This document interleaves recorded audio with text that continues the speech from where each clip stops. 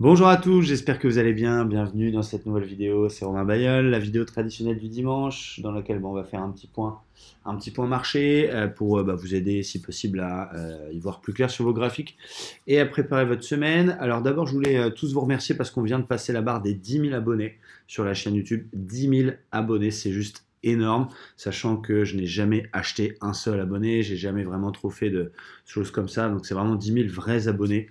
Donc vraiment merci beaucoup.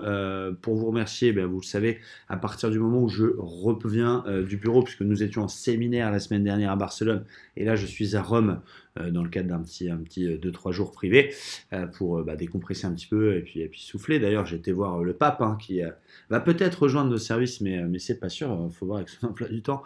Mais quoi qu'il en soit, à partir de mon retour, donc à partir de mercredi, eh bien vous aurez tous les matins à 8 heures une petite vidéo de vraiment quelques minutes avec les news importantes du jour, quelles ont été les news économiques de la nuit, le point sur les niveaux à surveiller sur les principaux indices. Enfin, je vais essayer de vous faire vraiment tous les matins une vidéo de 5 minutes pour vous aider à préparer votre journée. J'espère que ça vous plaira. Alors là, justement, petit point également, on va faire sur le copy trading parce que j'entends beaucoup de choses.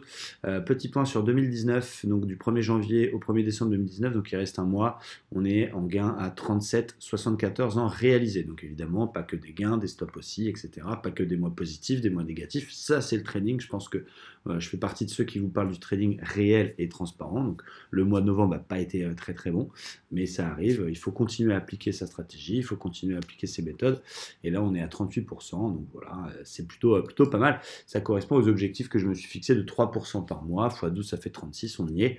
On va essayer de faire un très bon mois de décembre pour dépasser les objectifs, mais c'est plutôt pas mal. Donc effectivement, si vous me copiez depuis très peu de temps, laissez le temps aussi de lisser les performances. Un trader peut avoir des phases d'euphorie et de gains, des phases moins bonnes. C'est comme ça, ce qu'il faut, c'est voilà, laisser quelques mois, quelques temps, le temps de mettre les choses en place et pas penser faire 10% par jour tout de suite dès le départ. Ça n'existe pas, personne ne gagne tous ces trades.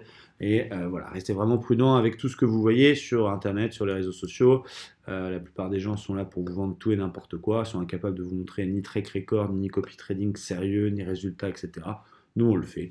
Et voilà, les chiffres ne mentent jamais. D'ailleurs, du côté des services, alors, commencer le trading, c'est toujours d'actualité. Vous avez le copy trading, mais vous avez aussi une formation complète avec plusieurs chapitres. Vous avez le plan des membres maintenant, donc si vraiment vous n'êtes pas encore dans les communautés et que vous voulez vraiment avancer et apprendre tout ce qu'il faut savoir pour commencer à bien lire vos graphiques, à bien pouvoir justement comprendre les choses et appliquer quelques stratégies efficaces, vous avez cette formation et il y a évidemment Livestream Trader qui arrive le 1er janvier avec un abonnement annuel. J'aurai le temps de vous en reparler. Donc les news. Donc moi je vous invite à suivre via Twitter. C'est pas un secret de savoir que Twitter c'est d'abord aussi un gros nid à n'importe quoi parce que les gens tweetent de façon un peu anonyme, mais c'est aussi une façon d'être informé. Vous avez un compte qui est assez génial à suivre qui s'appelle Zero Edge. Voilà, il y a plus de 650 000 personnes qui le suivent. C'est un compte qui vous donne des infos assez pertinentes sur la macroéconomie et ce qui peut passer dans le monde. Donc, si vous avez aimé la lecture et que vous avez envie d'être au courant de ce qui se passe, je vous invite à suivre Zero Edge. Et on peut voir que ça risque de bouger un petit peu lundi, je pense, parce que même si là, le point technique qu'on va le faire, on va le faire sans prendre ça en compte. On va vraiment essayer de faire un point uniquement basé sur l'analyse technique. Mais évidemment, ça ne suffit pas sur la durée pour réussir, parce qu'il faut s'imprégner des news. Vous savez qu'un tweet de Trump peut tout changer, surtout dans un contexte actuel, guerre commerciale, je t'aime plus. Depuis tout début octobre, Trump avait annoncé que ça y est, ils allaient signer la phase 1 de leur accord. C'est pour ça que les marchés ont plutôt fait tous de nouveau plus haut. Et là, il commence à avoir un peu d'eau dans le gaz. On a la Chine qui insiste pour une diminution des tarifs avant de signer le deal. Trump n'a pas vraiment le choix, soit il dit non et du coup l'accord devient caduc, soit il dit oui mais du coup ça fait un peu le mec qui est à genoux devant la Chine. Donc je pense qu'il devrait y avoir un petit peu de volatilité, au moins un retour de la volatilité en cette rentrée, donc lundi, mardi. Surtout voilà, c'était la fin du mois la semaine dernière, on a eu un marché un petit peu en range comme ça, avec Thanksgiving, avec une demi-séance vendredi. Ça devrait bouger un peu lundi, donc voilà, attention quand même à rester prudent et pas trop rester overweek si possible, avant que vous ayez de l'avance ou sur votre trade ou vos résultats, mais c'est important. Donc ça devrait bouger. Est-ce que ça bougera à la baisse? Je pense que c'est quand même une nouvelle pas extraordinaire dans le cadre de leur accord qui pourrait finalement ne jamais avoir lieu. Maintenant, voilà, on va essayer de faire un point sur le Dow Jones de façon un peu juste technique. Alors juste enlever les points pivots du jour parce que sinon on va pas bien voir. Ils sont les points pivots du jour, ils sont là, voilà, les points pivots journaliers, on va les supprimer et on va mettre les points pivots mensuels tout simplement. Voilà, mettre les mensuels, c'est toujours intéressant. Voilà. Alors, quelle est la tendance? Évidemment, on va regarder l'hebdomadaire. Quand même, on va faire un point sur la tendance hebdo, voir un peu la bougie de la semaine dernière.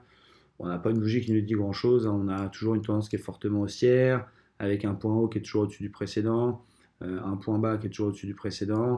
Donc voilà, même s'il y avait eu un point haut plus bas ici dans cette période-là, bah, ouais, c'est début octobre, avec la promesse d'accord par Trump, bah, ça a plutôt bien explosé. On n'a pas une bougie qui nous dit grand-chose pour l'instant, à part qu'effectivement on est un peu éloigné des moyennes mobiles, mais en étant tout très haussière et en tendance ascendante. Bon, il n'y a pas encore de signal de retournement en hebdomadaire. En journalier, alors ça c'est intéressant, là, juste enlever l'OBV que j'aime bien mettre aussi de temps en temps pour regarder, mais là c'est intéressant puisqu'on a d'abord une configuration bougie. Si vous connaissez vos configurations bougies, c'est assez important en étoile du soir, qui n'est pas encore confirmée, mais là on a une vraie configuration de retournement étoile du soir qui demande une bougie rouge derrière pour être confirmée. Voilà, mais ça c'est super intéressant et on a aussi une divergence baissière. Voilà, donc c'est un signal intéressant à travailler avec prudence, à travailler avec money management, etc., etc. Puisqu'il y a des divergences qui fonctionnent, évidemment il y en a d'autres qui ne marchent pas. On se rappelle les divergences mensuelles qu'il y a eu il y a quelques mois qui ont été défoncées. Mais là on a une divergence voilà, qui n'est pas encore validée. Donc peut-être que lundi, si on fait une séance baissière et qu'on valide à la fois l'étoile du soir et à la fois la divergence baissière, on pourrait avoir enfin une petite consolidation. Moi, c'est assez simple, ce que je vise, c'est pas, je ne parle pas de crise, hein, ça n'a aucun intérêt, on ne sait pas ce qui peut se passer. Voilà, rallye de Noël non plus, il faut arrêter avec ça. L'année dernière, le mois de décembre a été catastrophique pour les indices. On a eu d'énormes chutes du côté des indices et américains et européens. Donc ça, c'est tous ces trucs-là, faut les enlever de votre tête.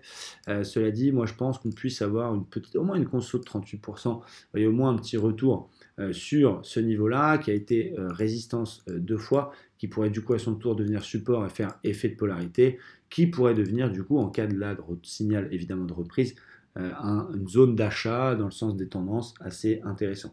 Et évidemment, si on vient casser ce niveau, eh bien, on joue les paliers Fibonacci, on va chercher le 50, puis le 61,8, et puis pourquoi pas 100% de la tendance. Mais vu la configuration bougie, en tout cas, si je fais abstraction de la partie fondamentale, ce qui n'est pas un conseil, mais vraiment de la partie technique, eh bien, on pourrait avoir une petite consolidation avec, en tout cas, des signaux qui ne sont pas encore validés, mais qui sont à surveiller. Alors, quel est mon plan, justement, pour demain sur le Dow Jones? Donc, on a à peu près la même chose sur le futur, même s'il y a moins de gap, il y a moins de choses comme ça, parce que lui, il est ouvert quasiment 24 sur 24, il est ouvert 23 heures sur 24 exactement, donc il y a beaucoup moins de gap que sur le cash. On voit un double top qui, pour l'instant, n'est pas validé en 4 heures, qui sera validé que quand on cassera la ligne de coup, donc il faudra surveiller la zone du pivot mensuel, qui, d'une part, peut aussi faire support, hein, c'est pas toujours un signal toujours de vente, mais on peut avoir un short qui se fait, évidemment, sur cassure du double top et validation de cette figure, avec effectivement un report du hauteur de la figure qui peut jouer, ou un pivot mensuel qui fait le job, avec un gros signal d'achat 15 minutes, type voilà, avalement, short de choses. Donc ça, c'est déjà une première zone à surveiller, les 27 720 à peu près. Bon, là, on est assez haut, puisqu'on est à 28 065, en tout cas pour le moment, sur la clôture de vendredi. On va essayer de zoomer un petit peu pour y voir un tout petit peu plus clair. Voilà, donc ça n'a pas été très violent vendredi, même la semaine dernière entièrement, hein, sur l'indice. On avait une sorte d'épaule, tête-épaule, mais qui n'a pas été validée puisqu'on a une deuxième épaule et donc la figure est un petit peu morte. Voilà, on peut cependant bien tracer une petite zone de support qui est ici, donc on verra évidemment selon l'ouverture, puisque ça peut ouvrir en gap en fonction de la news en dessous. Là, il faut se rappeler qu'on a un gap à combler qui n'est pas encore comblé ici, donc c'est également un niveau à surveiller, une zone à surveiller. Voilà, on pourrait par exemple ouvrir en gap baissier sur voilà, la partie macroéconomique, venir combler le gap, faire également un signal de retournement là-dedans, donc c'est également une zone qu'il faut surveiller, la zone des 27 880, qui correspond, si je ne dis pas de bêtises, voilà, c'est ça, à 50% de Fibonacci de la dernière vague haussière. Donc là, il y a plusieurs petites choses à faire sur le Dow Jones, en tout cas des niveaux à surveiller. Ça ne veut pas dire qu'on va aller là, ça ne veut pas dire qu'on va faire ci. Moi, je suis là pour faire un point technique du dimanche. Donc c'est pas péjoratif, ça veut dire qu'on n'a pas de cotation d'ouverture, donc c'est pas encore trop où on va.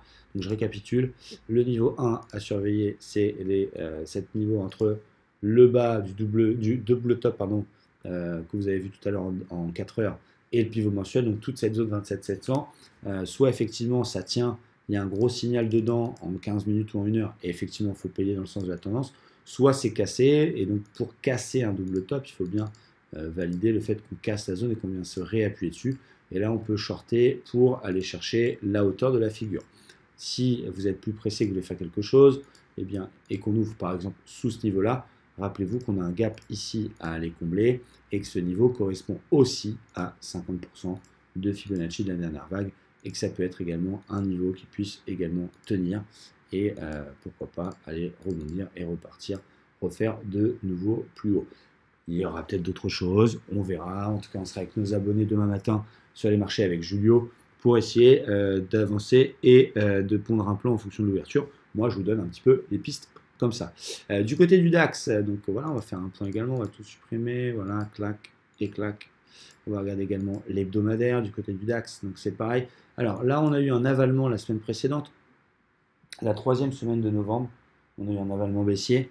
Il n'a pas totalement été confirmé puisqu'on a ouvert en gap haussier et on fait un doji, donc pour l'instant l'avalement n'a pas été confirmé, on est toujours en tendance très haussière, on n'a pas encore de gros signal de retournement, bien que voilà, on va faire attention à la zone, on le verra mieux en daily. Là aussi on a une divergence d'ailleurs baissière, hein. C'est pas la plus belle non plus parce qu'elle est remplie, vous avez vu les bougies, c'est quand même bien dégueulasse, ça prouve qu'il y a quand même un bel attentisme au niveau c'est une divergence dite de type B où c'est plutôt plat sur le cours et baissé sur l'indicateur. On la voit mieux sur le futur d'ailleurs.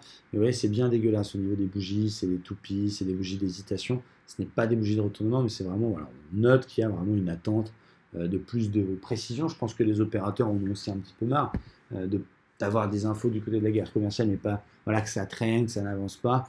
Donc c'est pas des signaux de retournement encore une fois, mais ça reste, voilà, on voit qu'il y a un attentisme. Donc clairement on est toujours très haussier, il y a une divergence baissière, on sent qu'effectivement il y a une hésitation, mais quel est le plan pour les prochains jours? Donc, on va regarder sur le futur, parce que moi je préfère voir le fut.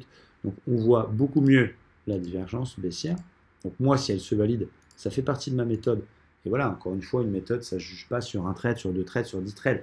Si vous vous appropriez la méthode de quelqu'un d'autre, ou vous allez en formation chez moi ou chez d'autres, pour apprendre une stratégie basée sur l'analyse technique, laissez-vous quand même une série pour juger de cette technique-là. Donc d'abord, demandez à la personne qui vous enseigne de vous trader devant vous et de vous prouver que ça marche quand même au niveau financier. Mais vous-même, avant de l'approprier, avant de la valider ou de l'invalider, vous devez attendre voilà, peut-être 100 trades, 200 trades. Donc c'est pour ça qu'il faut être très rigoureux sur son money management. Moi, par exemple, si cette divergence valide et qu'elle marche, les gens vont penser qui n'ont pas d'expérience que je suis un génie ou que les divergences c'est magnifique, ça marche 100%, ce qui n'est pas bien non plus. Et si elle ne marche pas, ils vont dire ouais, c'est de la dope.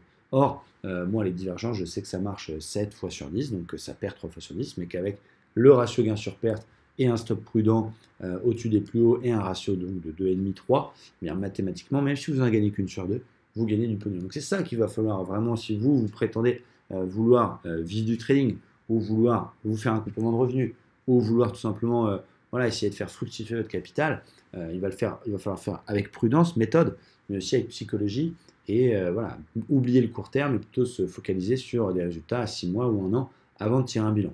Bref, donc voilà, si cette divergence se valide, on prend la dernière vague de hausse. Donc on aurait le droit de prendre celle-là, puisqu'on doit prendre depuis que les plus hauts et les plus bas sont plus en plus hauts. On pourrait prendre tout ça, voilà, donc ce qui donnerait quand même un objectif assez bas. Ça fait 50%, ça fait un retour sur les 12 300 à peu près. Donc ça reste très ambitieux, ce qui devrait correspondre, hein, vu qu'on n'ira pas en une bougie, si on prolonge la moyenne mobile, ça correspondra à peu près à la moyenne mobile 200. Maintenant, moi, je vais prendre un mouvement un petit peu plus prudent, déjà pour se fixer un premier TP qui correspond justement à 12 580. Et c'est quoi cette zone 12 580? Eh bien, c'est la fameuse zone de l'ancien plus haut, l'ancienne résistance de juillet 2019, qui est un peu comme le Dow Jones, vous avez vu, hein, nous ferait un repli sur ce niveau-là, qui deviendrait peut-être, en cas de signal évidemment, un beau signal d'achat. Donc attention aux acheteurs, bravo aux acheteurs sur les dernières semaines qui ont eu raison.